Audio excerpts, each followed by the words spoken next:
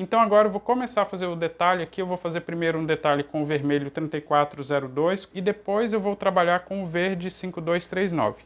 Eu vou colocar aqui, olha, vou fazer essa costurinha aqui do acabamento, que eu já ensinei ela várias vezes, é super fácil.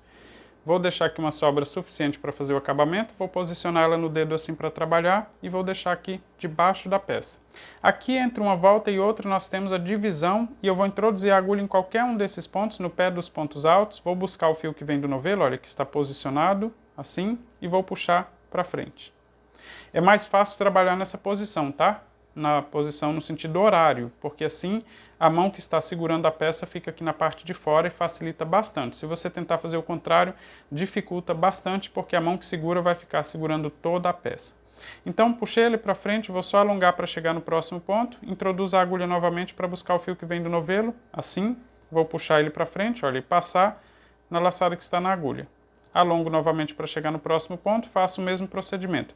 Como eu estou trabalhando no sentido horário, veja que eu estou simplesmente fazendo correntes ou fazendo ponto baixíssimo, pegando em cada um dos pontos, olha, já vai formando essa costurinha. É mais fácil do que aparenta que ao assistir, olha, só buscar e fazer aqui, ele forma realmente uma corrente, só que a diferença é que entre as correntes nós temos a peça.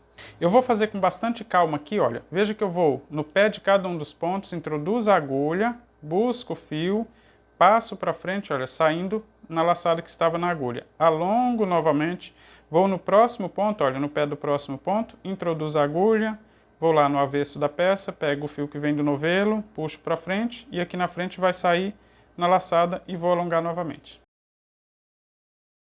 Já estou chegando aqui no final da volta, olha, eu vou fazer essa costura, digamos assim, até que fique sobrando somente um espaço aqui entre o final e o início dessa volta. Aqui eu vou alongar esse fio, deixar uma sobra suficiente para fazer o arremate no avesso da peça, vou cortar e vou utilizar uma agulha de tapeceiro aqui para deixar esse acabamento ainda mais discreto. Vou colocar o fio na agulha de tapeceiro e vou passar aqui, olha, nos dois fiozinhos, pegando desse jeito, passo tudo de um lado para o outro, vou ajustar bem esse ponto para ficar com o mesmo comprimento e vou aqui no último ponto, vou passar a agulha já saindo com ela no avesso da peça.